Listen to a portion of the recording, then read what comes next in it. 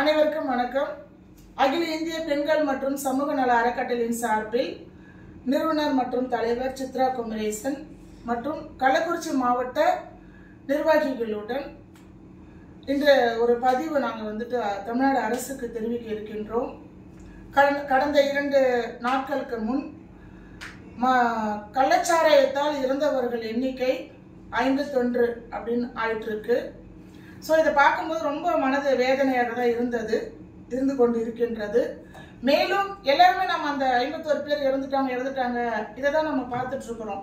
But இந்த 51 பேர் இறந்ததுனால இந்த சமூகத்துக்கு எவ்வளோ பெரிய பாதிப்புன்றது எல்லாரும் கொஞ்சம் புரிஞ்சுக்கணும். நாம அவங்க இதுக்கப்புறம் அவங்களுடைய மனைவி அவங்களுடைய வாழ்வாதாரம் என்ன ஆகும், அவங்களால் உருவாக்கப்பட்ட அந்த குழந்தைகளுடைய வாழ்க்கை என்ன ஆகும், அவங்களுடைய படிப்பு என்ன ஆகும், இந்த சமூகத்தில் அவங்களுக்கு என்ன அங்கீகாரம் கிடைக்கும், இந்த 50 பேருடைய மனைவிகள் இன்னைக்கு சமுதாயத்தில் என்னவா சித்தரிக்கப்படுவார்கள், அவங்களுடைய வேலை வாய்ப்பு என்ன, வாழ்வாதாரம் என்ன, உணவு, உடை, தங்குவதற்கு இடம், இதெல்லாம் மிகப்பெரிய ஒரு விஷயம் இருக்கு. ஒரு குடும்பத்தில் ஒரு ஆண் இல்லை என்றால் அந்த பெண் மிகவும் சிரமப்பட்டு தான் அந்த குடும்பத்தை நடத்த வேண்டும்.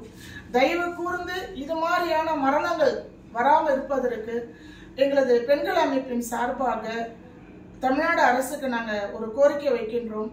ஸோ மூலம் முடுக்கெல்லாம் பார்த்தீங்கன்னா ஹெல்மெட் ஏன் இல்லை, இன்சூரன்ஸ் ஏன் இல்லை, ஏன் பைக்கில் இந்த ஸ்டிக்கர் ஒட்டியிருக்கீங்க, ஏன் இந்த ஸ்டிக்கர் ஒட்டாமல் இருக்கீங்க, பின்னாடி உட்காந்துருக்கவங்க ஏன் பைக்கில் உட்காந்துருக்கவங்க ஏன் ஹெல்மெட் போடலை, ஒரு குழந்தைக்கு கூட ஹெல்மெட் போட்டுட்டு போகிற அளவுக்கு இன்னைக்கு டெக்னாலஜி வந்திருக்கு, இன்னைக்கு சட்டம் வந்திருக்கு.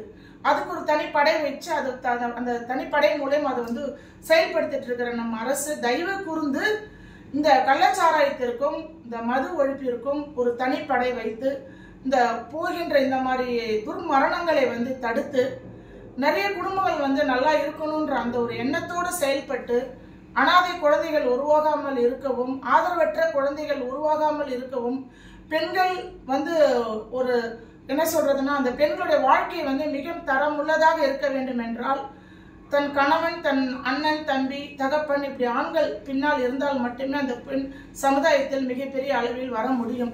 ஒரு குடும்பத்தில் இந்த மாதிரி ஆண்கள் இப்படி மரணங்கள் அடைந்தால் அந்த குடும்பம் என்ன ஆகுன்றது எங்களுக்கு ரொம்ப ஒரு வேதனையுடன் தான் இந்த பதிவை நாங்கள் கொடுக்குறோம்.